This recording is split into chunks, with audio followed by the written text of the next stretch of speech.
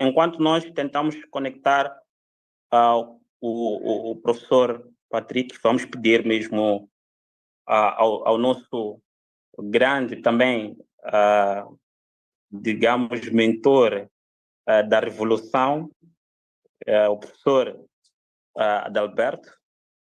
Acho que eu também estava conectado agora conosco e já está aqui, sempre com seu sorriso característico. Então, vamos pedir para que possa fazer a sua intervenção em torno desta situação que tem acontecido em Moçambique, que acredito eu que tem muito a ver também com o país irmão Angola. Boa tarde, professor. Era bom chamar-me melhor pelo nome, Adalberto Júnior ou Presidente da UNITA. Eu não sou professor.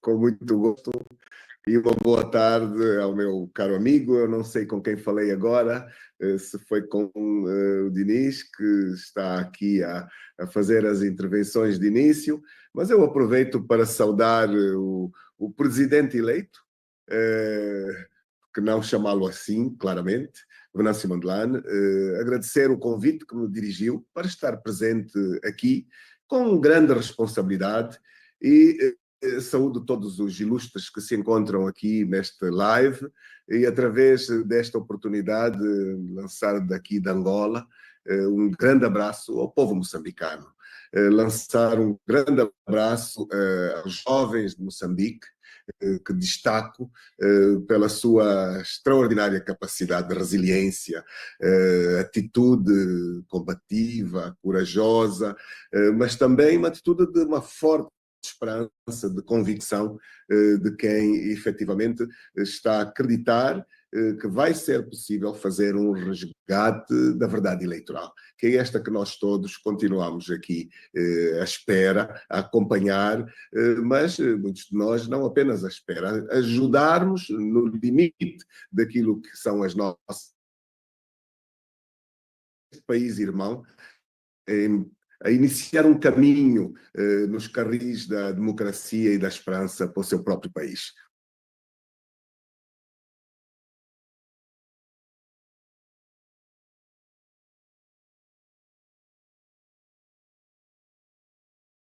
Eu fiz uma pausa, eu não sei se me acompanharam, Sim. se me estão a escutar bem.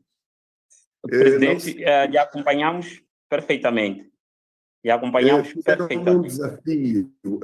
Eu creio que o desafio que me é dirigido tem muito a ver com a expectativa de quantos olham para Angola, olharam para Angola, e de quantos olham para Moçambique e gostariam de ver uma reflexão sobre aquela que foi a experiência que vivemos e que hoje permite.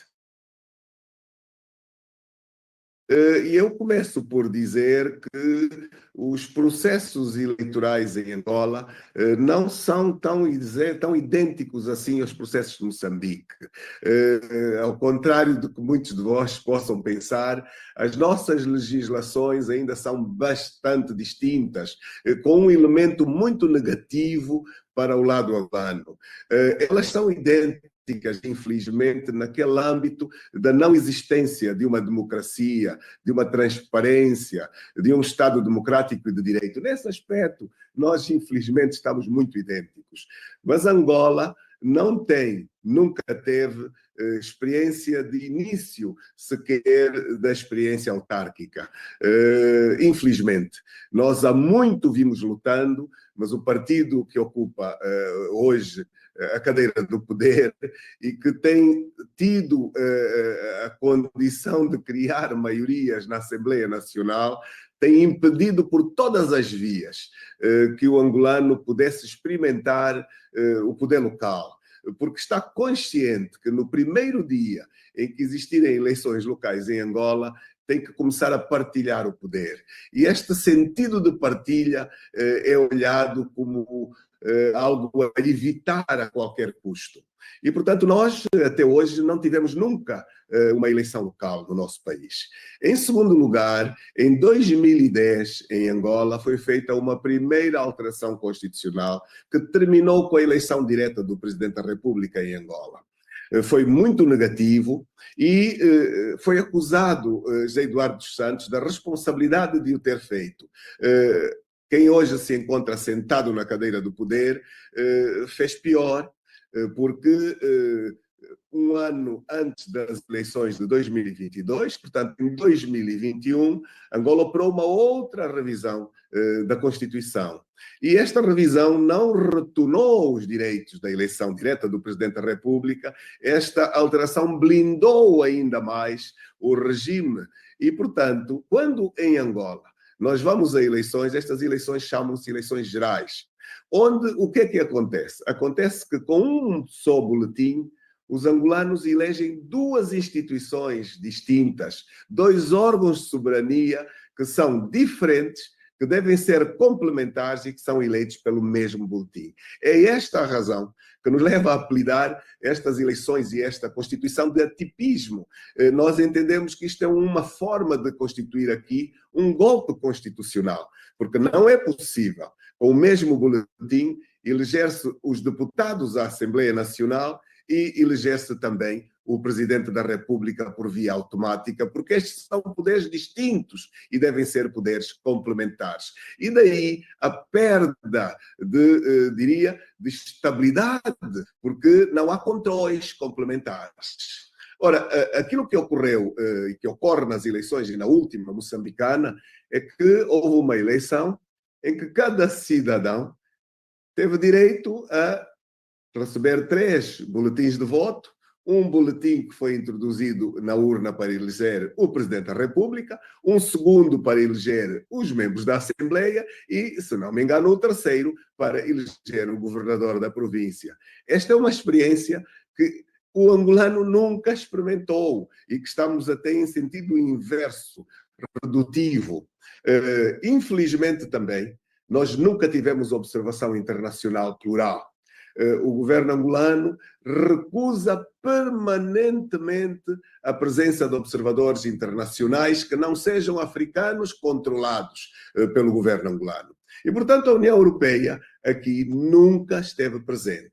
E eu fiquei imensamente satisfeito quando percebi que as eleições em Moçambique iriam ter a presença de observadores da União Europeia. E estes observadores fazem alguma diferença. Diferença esta que permite que eles tenham chegado a Moçambique com mês de antecedência e que, efetivamente, tenham exercido alguma fiscalização com isenção, sem controles de dependência do governo. Estabeleci aqui apenas algumas diferenças. É verdade que depois os aspectos que nós experimentamos de fraude foram distintos. Como penso que Vossas Excelências que nos acompanham sabem, todas as últimas eleições em Angola foram organizadas pela mesma empresa espanhola, a Indra. Uma empresa que, ao longo dos anos, tem conhecido contestações em todo o mundo, especialmente na América Latina e, nomeadamente, aqui em Angola, onde em nenhuma das intervenções deixou de receber graves acusações de falta de transparência e de ter participado em organização de eleições que em nada tiveram a ver com aspectos de transparência e de democracia. Quando a Indra voltou a ser, mais uma vez, trazida para Angola, foi motivo de fortíssima contestação. Não houve concursos, não houve transparência na escolha e foram centenas de milhões de euros que foram pagos. Ora, isto diz-nos que o processo foi um tanto distinto do processo em Moçambique. Foi com alguma surpresa, diria assim, que nós vimos em Moçambique, à luz do dia, pessoas tiradas das mesas, acrescento de votos nas urnas, quer dizer, toda uma panóplia de irregularidades à luz do dia, que aqui o sistema é um pouco mais aperfeiçoado, as coisas são um pouco mais complexas. Aqui gasta-se milhões e milhões de dólares para esconder a metodologia. Em Moçambique as coisas foram um bocadinho mais grosseiras e que me surpreende que assim tenham sido. Eu ainda ontem, e esta é uma partilha, estive com um dos observadores que esteve em Moçambique e que esteve a chefiar uma equipe e que me dizia os resultados das eleições em Moçambique, claramente com vantagens para o Mondlane, para o presidente, e que dizia no dia seguinte foi à Assembleia de Voto onde viu os resultados do dia anterior, eles estavam totalmente alterados, porque lá onde Venâncio tinha ganho no dia anterior e ele testemunhou, no dia seguinte, portanto, o candidato Chapo já era o vitorioso. E, portanto, isto são questões que aí foram um pouco mais escandalosas, eu diria. E eu diria, de algum modo, facilita-vos, de algum modo, a condição de poderem, diria, melhor persistirem, de algum modo. Embora em Angola nós tivemos condição e capacidade de fiscalizar 94% das atas. E, no final de tudo, enviamos ao Tribunal Constitucional a prova de que quem está a governar não ganhou. Acontece que, até hoje, as provas não foram abertas. Temos também um problema enorme das instituições não estarem a ser credíveis, de termos um Tribunal Constitucional que não defende a imagem de transparência e as expectativas que os angolanos têm em relação a estes órgãos não são boas. Se hoje em Angola se fizer qualquer trabalho da auscultação do cidadão sobre que leitura tem dos seus órgãos judiciais, é indiscutível a resposta generalizada de que os angolanos não confiam nos seus tribunais superiores. Nós temos tribunais superiores representados por personalidades que não têm, junto do público, o respeito que deveriam merecer, porque não há independência do poder judicial ao poder político, infelizmente. E, portanto, este é um drama. E eu percebi, de algum modo, a expectativa de hoje me ter aqui neste debate. O que é que aconteceu depois das eleições em Angola? Depois das eleições em Angola, a UNITA e a FPU, que foi o contexto da ampla frente para a alternância que nós constituímos, uma frente eleitoral que concorreu para as eleições sobre a bandeira da UNITA, nós entendemos que devíamos tentar melhorar os aspectos de caráter jurídico-legal e fazermos um percurso dentro das instituições que evitasse o caos que indiscutivelmente iríamos experimentar se tivéssemos de imediato ido para as ruas, como estava uma parte da juventude a solicitar-nos. E com isto eu quero dizer que não é correto fazer comparações imediatas entre o que se passa em Moçambique igualzinho ao que se passa em Angola. Não é igualzinho ao que se passa de um e de outro espaço. E, tendo feito uma ampla auscultação à sociedade, nós entendemos que o banho de sangue era grande, imediato e violento, se tivéssemos de imediato feito. O que o regime estava à espera que fizéssemos. Mas há um balanço hoje. E o balanço hoje é que nós temos feito um percurso enorme, nacional e internacional. Nós fizemos do pós-eleições toda uma campanha pela democratização. Começámos lá no continente africano.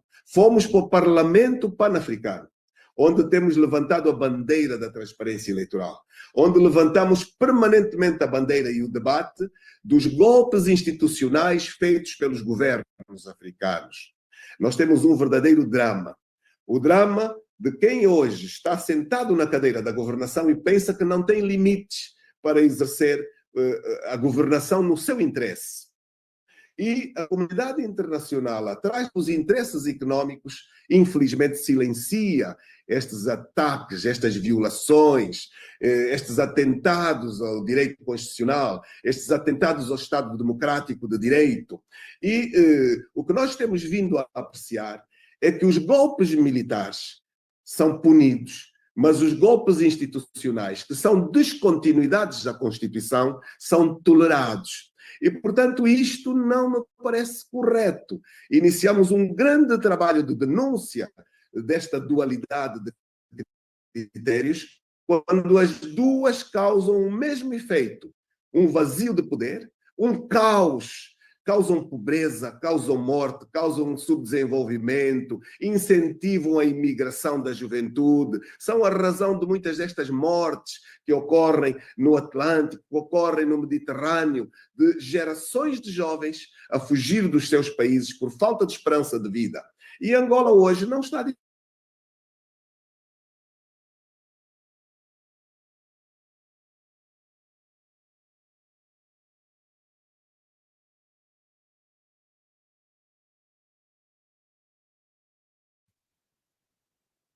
Creio que haja alguma dificuldade na comunicação. Perdi o presidente.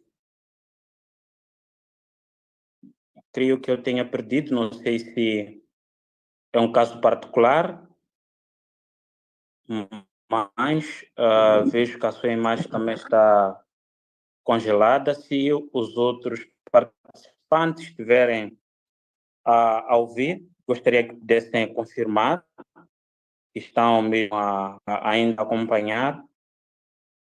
Definitivamente perdemos o presidente da UNITA, mas ele fazia aqui uma breve contextualização naquilo que considera diferenças entre a estrutura eleitoral de Angola e Moçambique, pois embora toda ela acaba desaguando no mesmo problema da fraude eleitoral, e também falando mais ou menos daquilo que tem sido o trabalho da UNITA para poder fazer face a essas peripécias de fraudes recorrentes, pelo menos naquele país irmão. E também foram aqui abordadas várias situações. Mas para aproveitar melhor o nosso tempo, quero convidar mais uma vez o Dinis Stivan para poder introduzir o professor Patrick, de modo que ele possa fazer a sua intervenção. Dinis, por favor. Se nós pudermos continuar, estamos disponíveis. Ok. O presidente voltou, só depois tivemos alguma dificuldade de poder lá acompanhar. Creio que há espaço para poder continuar e fechar a sua fala. Obrigado. Eu vou tentar ser breve. Para dizer que nós acho que demos por bem ocupado o nosso tempo neste trabalho que fizemos a nível interno e a nível internacional, no continente africano, mas também nas instituições que contam. Nós, nos últimos anos, a seguir as eleições em Angola, encontramos um grupo amplo de parcerias, inclusive europeias, africanas, asiáticas, sul-americanas, norte-americanas, e levamos as instituições relevantes. Eu citei o Parlamento Pan-Africano, cito o Parlamento Europeu, cito o Congresso Americano, o Senado Americano, uma série de parlamentos nacionais e a todos estes locais, as organizações internacionais que nós podemos, nós levamos a debate as fraudes que se constituem no continente africano, muito em particular. Trabalhamos muito com o partido e os dirigentes hoje que ganharam as eleições na Venezuela, fizemos imensas conferências comuns juntos e o mesmo com uma série de dirigentes africanos. Partilhei, inclusive, com os meus companheiros que me acompanham, a partir de Moçambique, aquelas que foram as experiências vividas em Angola, e tentamos contribuir para que tivéssemos melhores processos eleitorais. Mas eu não tenho dúvidas de um pormenor. A África ainda tem um grande desafio pela frente. A democratização das suas instituições, a capacidade de trazer uma União Africana, um Parlamento Pan-Africano, que represente efetivamente os seus povos, que dê voz aos seus povos, que tenha uma partilha da soberania dos presidentes com os parlamentos e com os seus povos, este ainda é um grande desafio. E o que nós ainda continuamos a ter são regimes autocráticos que se sentam no poder e que pensam que não têm limites ao seu próprio poder. O que se passa hoje em Angola é um dos exemplos desta realidade. O mandato do atual presidente está-se a esgotar, já não está no início, e iniciou o processo de assaltar, a tentativa de assaltar os documentos reitores, assaltar os documentos reitores do seu partido, para quê? Para conseguir uma extensão do seu mandato ou, em alternativa, para que consiga permanecer presidente do seu partido. Aliás, é um assalto a este nível. Para depois tentar o assalto à mudança constitucional. Nós estamos num processo de tentarmos fazer a democratização da lei eleitoral, a democratização da lei da Comissão Nacional Eleitoral, a democratização da lei de imprensa, a democratização de uma série de leis que se conjugam no sentido da criação de um ambiente democrático, plural e transparente. Quem vos fala aqui é presidente da UNITA há 4 anos, nunca esteve presente na televisão pública de Angola. Nunca foi entrevistado por nenhum órgão de comunicação social. Usamos também as redes sociais como uma alternativa para chegar longe. Então, o que nós temos de experiência é que as lutas não estão fáceis também.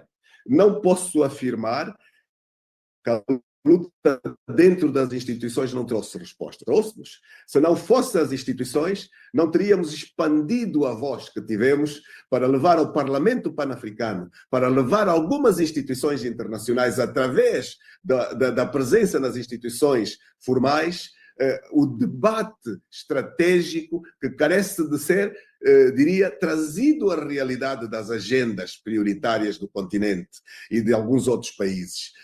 Hoje, não tenho nenhuma dúvida, uma boa parte do trabalho que fizemos, e indiscutivelmente o trabalho de outros, e eu tenho que reconhecer o trabalho do Venâncio, o trabalho dos ativistas moçambicanos, o trabalho de outros que em outras partes do mundo se juntam a este desafio, mas que estamos longe de ter conquistado aquilo que nós procuramos. Mas eu quero dizer que nós não estamos no mau caminho, de forma alguma. Eu vou fazer uma interrupção por aqui, porque seguramente isto vai permitir a entrada de outros intervenientes, a existência de algumas perguntas e, quiçá, a intervenção do professor Lumumba, excepcional, que tenho acompanhado e que tive a grande satisfação de já o acompanhar mais de uma vez, brilhante, frontal e moderno, de facto, à frente do seu tempo. Então, a palavra devolvo ao Dinis. Muito obrigado. Obrigado. Na verdade, é o Cremildo, não é? Mas pronto, praticamente... Cremildo, as minhas desculpas, estou agora a ver. Cremildo Chipong. Um grande abraço, meu caro. Isso, obrigado, presidente. Mas, pai, eu creio que estamos quites agora, uma vez que primeiro lhe chamei de professor, então... Agora, professor, antes mesmo de sair, há uma questão que somos sempre tentados já a colocar, que é... pelo menos quando nós falamos de Moçambique e Angola, somos tentados a falar de 2 sistemas que são, pelo menos, irmãos nessa questão da fraude, depois, embora bem feita a contextualização, com diferenças em termos de estrutura, que é a Frelimo MPLA. Então, eu gostaria de poder ouvir, se não estiver a fazer uma provocação demais, o professor também faz a contextualização desta parceria, pelo menos para esses comportamentos disfuncionais desses 2 sistemas e como é que eles, a partir dessa parceria, têm se fortalecido para esta grande engenharia da fraude. Meu caro jornalista e para quem nos acompanha, eu tenho tido a satisfação, nos últimos tempos, de participar em algumas conferências onde nós temos debatido o que se passa nos nossos países. Afinal de contas, o que é que se passa em Angola, em Moçambique, e eu quero trazer o debate fundamentalmente focado para a África Austral. O que é que existe entre Angola, Moçambique, Namíbia, África do Sul, Zimbábue? O que é que nos associa?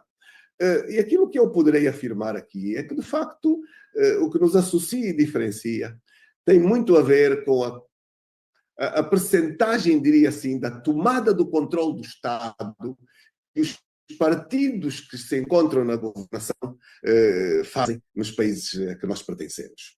E aqui a grande, diria, identidade, de similitude entre o que se passa em Angola, o que se passa em Moçambique, nomeadamente, e o que se passa, por exemplo, no Zimbábue. São, diria, os países mais parecidos naquilo que é uma fotocópia sobre o Estado democrático e de direito e sobre também, necessariamente, a ação dos processos eleitorais dos nossos países. Há uma ligeira diferença entre os nossos três e a Namíbia, entre os nossos três e a África do Sul. Nestes nossos Estados, o poder judicial, a comunicação social, estão totalmente tomados pelo partido que governa o país. Há um controle absoluto do Estado por parte do partido que governa. E este controle ocorreu porque as sociedades assim o permitiram, infelizmente. E isto faz com que tenhamos desafios muito idênticos, mas que não são impossíveis de nos vermos livres dos mesmos. Como a África do Sul tem uma Constituição muito mais democrática. E, apesar da experiência do apartheid para o ANC, é um país onde há uma certa pluralidade da comunicação social. Mas é, acima de tudo, um país onde o poder judicial não está tomado. E onde é possível o poder judicial instruir sobre o poder político. É possível o poder judicial levar para a cadeia um presidente da República que agrediu o direito e as leis. Em Angola, infelizmente, o poder judicial é absolutamente submisso, completamente submisso. E estas têm sido práticas que têm sido repetitivas. E, de facto, esta realidade nos distingue substantivamente. Vamos para a Namíbia, e a Namíbia tem uma situação um tanto distinta da África do Sul, mas uma governação com alguns equilíbrios de respeitabilidade, a independência dos poderes, alguma distância aos aspectos da prática da corrupção extrema, que é outra das características que nos traz Angola e Moçambique, muito em particular, estes dois países, com volumes diferenciados, é um facto, mas com aspectos de corrupção terríveis a todos os níveis. E é interessante ver o quanto hoje em Moçambique, eu tenho acompanhado com alguma cautela, principalmente alguns ilustres professores, que dizem que houve uma razão eleitoral, que foi a partida para as manifestações, mas hoje há uma rejeição por parte daquilo que é a sociedade ao modelo de governação e que se impõe necessariamente levar isto para um debate bem mais amplo, que encontre uma saída, diria, de direito, uma saída para esta crise de rejeição da sociedade ao seu sistema de governação. Obrigado. Nós olhamos para Moçambique como Presidente, meu caro, desculpa, Presidente, sim, mesmo por questões de gestão, nem é do tempo, porque é tempo para ouvir, praticamente temos, nunca perdemos a oportunidade de receber sempre essas ricas aulas